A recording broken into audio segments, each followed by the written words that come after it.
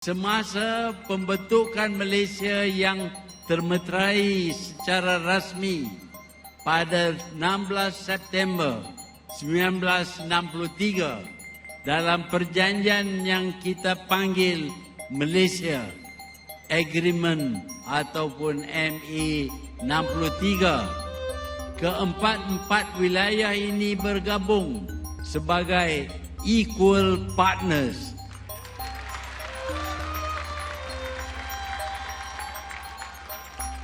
atau rakan yang seangkatan, berdiri sama tinggi dan duduk sama rendah. Pada 9 Julai 1963, dokumen formalisasi pembentukan sebuah negara baru bernama Malaysia telah dimeterai di London, United Kingdom setelah proses rundingan yang mengambil masa beberapa tahun di antara pelbagai pihak-pihak yang terlibat.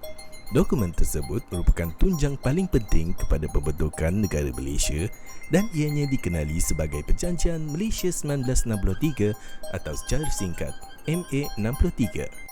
Dalam video kali ini, kita akan melihat dengan lebih jelas Perjanjian MA 63 dan adakah semua perkara-perkara dalam perjanjian tersebut telah dipatuhi dan dilunaskan oleh semua pihak-pihak yang terlibat.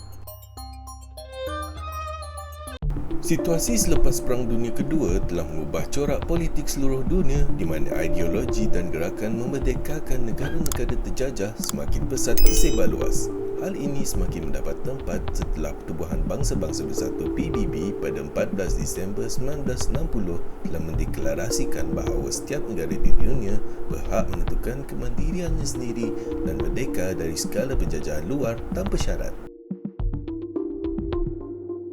Terdapat pelbagai usul-usul penggabungan wilayah di seluruh Asia Tenggara sekitar tahun 1940-an dan 1950-an, terutama pasca pengunduran Jepun pada tahun 1946. Salah satu daripadanya adalah idea Grand Design yang menggabungkan tanah-tanah jajahan British di sekitar Nusantara. Agenda kemerdekaan begitu mendapat tempat di kalangan masyarakat tempatan dan bagi pihak British, Perang Dunia Kedua telah memberi kesan besar ke atas beban kewangan kerajaan.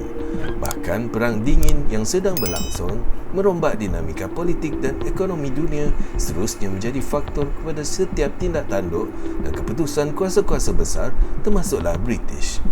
Mereka beranggapan dengan mewujudkan sebuah gabungan bekas-bekas jajahan British yang merdeka di rantau Asia Tenggara, ianya berpotensi besar untuk menjaga kepentingan British untuk jangka masa panjang. Pada 31 Ogos 1957, Persekutuan Tanah Melayu terlebih dahulu bergabung dan mendapat kemerdekaan dari kerajaan British. Namun, idea Grand Design masih berlega-lega di kalangan pemimpin-pemimpin tempatan dan pejabat-pejabat awam kerajaan British. Bekas Pesuruhjaya Tinggi British di Singapura, Malcolm McDonald adalah antara pendukung kuat idea Grand Design dan telah mencadangkan perkara tersebut kepada Tunku Abdul Rahman. Sehinggalah pada 27 Mei 1961 di Hotel Edelweiss Singapura, Tunku Abdul Rahman buat pertama kalinya dalam membuat kenyataan umum berhubung keperluan untuk memulakan proses penggabungan gagasan Malaysia yang terdiri dari Persekutuan Tanah Melayu, Brunei, Singapura, Borneo Utara dan Sarawak. Ini menandakan permulaan kepada perjalanan pembentukan gagasan Malaysia. Dalam membincangkan topik penubuhan negara Malaysia, terdapat beberapa dokumen-dokumen penting yang harus disentuh. Yang pertama, Perjanjian Malaysia 1963 atau boleh disingkatkan menjadi MA 63, Perlembagaan Persekutuan Malaysia, Laporan Jawatan Kuasa Antara Kerajaan atau Laporan IGC, Laporan Suruhanjaya Penyiasatan Borneo Utara dan Sarawak yang dihasilkan dari Suruhanjaya Kobol, Memorandum 20 Perkara oleh Sabah dan Memorandum 18 Perkara oleh Sarawak. Penubuhan Suruhanjaya Kobol telah dihebahkan kepada umum pada 27 Mei 1962 dan dinamakan disebabkan nama pengurusi Suruhanjaya tersebut iaitu Lord Cameron Kobol. Objektif utama Suruhanjaya ini adalah untuk meninjau pandangan masyarakat Borneo Utara dan Sarawak mengenai idea pergabungan gagasan Malaysia dan menilai hasil tinjauan mereka untuk memberi syur-syur sewajarnya. Tinjauan lapangan di kedua-dua wilayah Borneo berlangsung setibanya di Kuching pada 19 Februari 1962 dan berakhir pada 18 April 1962. Suruhanjaya Kobol telah bertemu 4,000 orang dan menerima 2,200 memorandum bertulis dari pelbagai pihak termasuk dari golongan politik, ahli-ahli mesyuarat kerajaan dan undangan, pembesar-pembesar, anak-anak negeri, pemimpin kaum dan masyarakat umum. Hasil dari tinjauan tersebut, sebuah dokumen bertajuk Report of the Commission of Inquiry North Borneo and Sarawak telah diterbitkan kepada umum pada 1 Ogos 1962. Laporan tersebut telah mendapati 1/3 dari responden sangat bersetuju dengan idea bergabungan gagasan Malaysia tanpa keraguan ketara. 1/3 lagi bersetuju dengan syarat bergabungan memenuhi kepentingan dan perlindungan ke atas wilayah-wilayah Borneo. Dan golongan yang terakhir membantah pergabungan kerana lebih memilih untuk bergabung di kalangan wilayah-wilayah Borneo terlebih dahulu, bahkan lebih rela diperintah oleh British untuk beberapa tahun mendatang. Rumusan keseluruhan dari Suruhanjaya Kobol adalah majoriti dari penduduk Borneo Utara dan Sarawak menyokong gagasan Malaysia. Namun, hak-hak dan kepentingan wilayah Borneo perlu dilindungi dan kuasa-kuasa autonomi mereka mestilah terpelihara. Lord Kobol turut menyarankan supaya keempat-empat pihak yang bergabung di dalam gagasan Malaysia dianggap sebagai rakan sekutu yang setaraf seperti yang dilaporkan di dalam The Straits Times 2 Ogos 1962. Pada 31 Julai 1962, sebuah perjanjian di antara Persekutuan Tanah Melayu dengan Kerajaan British telah dipersetujui melibatkan Tunku Abdul Rahman dan Harold Macmillan. Ianya turut melibatkan Lee Kuan Yew dalam beberapa perbincangan.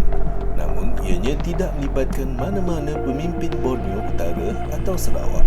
Intipati utama dalam perjanjian itu melibatkan perkara-perkara pokok yang dipersetujui dalam rangka merealisasikan gagasan Malaysia. Perkara paling utama ialah penetapan 31 Ogos 1963 sebagai tarikh penubuhan Persekutuan Malaysia. Selain itu, penubuhan Suruhanjaya antara kerajaan IGC juga telah diumumkan hasil dari perjanjian tersebut.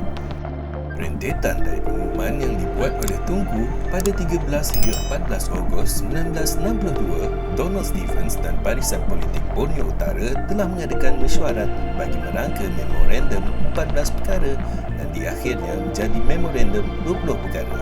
Hal ini turut mendapat sokongan dari Sarawak dan menggerakkan memorandum 18 perkara dari Sarawak. Di Sarawak, ianya dirangka dengan mengambil Undang-Undang Kardinal 1941 sedia ada yang telah wujud ketika pemerintahan keluarga Raja Brooke.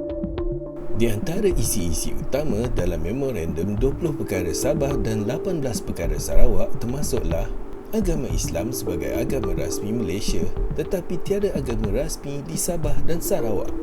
Perundangan agama Islam di Tanah Melayu tidak diguna pakai di Sabah dan Sarawak. Bahasa Melayu sebagai bahasa kebangsaan, namun bahasa Inggeris juga menjadi bahasa rasmi di Sarawak dan untuk Sabah, bahasa Inggeris diteruskan 10 tahun selepas Hari Malaysia. Kuasa imigresen iaitu kemasukan ke dalam Sabah dan Sarawak terletak pada bidang kuasa kerajaan negeri dan bukan kerajaan pusat. Cukai dan kewangan. Borneo Utara dan Sarawak harus mengekalkan kawalan ke atas kewangan, pembangunan dan tarifnya sendiri dan harus mempunyai hak untuk mengusahakan cukainya sendiri dan mengumpul pinjaman atas kreditnya sendiri. Perwakilan di Parlimen, Borneo Utara meminta perwakilannya sendiri tidak boleh kurang daripada Singapura sambil mengambil kira saiz dan potensi Borneo Utara. Sementara itu, Sarawak telah pun bercadangkan untuk menggunakan jadual ketiga Perlembagaan Tanah Melayu untuk menentukan perwakilan dari wilayah Sarawak dalam Parlimen Malaysia. Sarawak juga meminta wakil menteri yang mencukupi dalam Kabinet Persekutuan. Kedua-dua memorandum tersebut diusulkan dan dibincangkan dalam IGC untuk diserap ke dalam Perjanjian Malaysia 1963 dan seterusnya Perlembagaan Malaysia. Lanjutan kepada Suruhanjaya Kobol, sebuah jawatan kuasa yang dikenali sebagai Intergovernmental Committee atau IGC telah ditubuhkan untuk merangka butiran-butiran persiapan perlembagaan dan jaminan perlindungan ke atas kepentingan-kepentingan Borneo Utara dan Sarawak di dalam Persekutuan Malaysia. Di antara kepentingan-kepentingan yang dimaksudkan termasuklah kebebasan beragama, pendidikan, perwakilan dalam Parlimen Persekutuan, kedudukan penduduk pribumi, kuasa imigresen, kewarganegaraan dan perlembagaan negeri. Jawatan kuasa ini telah menjalani pelbagai pusingan mesyuarat bermula dari Ogos 1962 dan berakhir dengan sebuah laporan jawatan kuasa antara kerajaan atau laporan IGC. Dokumen tersebut telah dipersetujui dan ditandatangani pada 27 Februari 1963 oleh semua pihak dari Kerajaan British, Persekutuan Tanah Melayu, Borneo Utara dan Sarawak. Isi-isi dari laporan ini kemudiannya diserap ke dalam Perjanjian Malaysia 1963.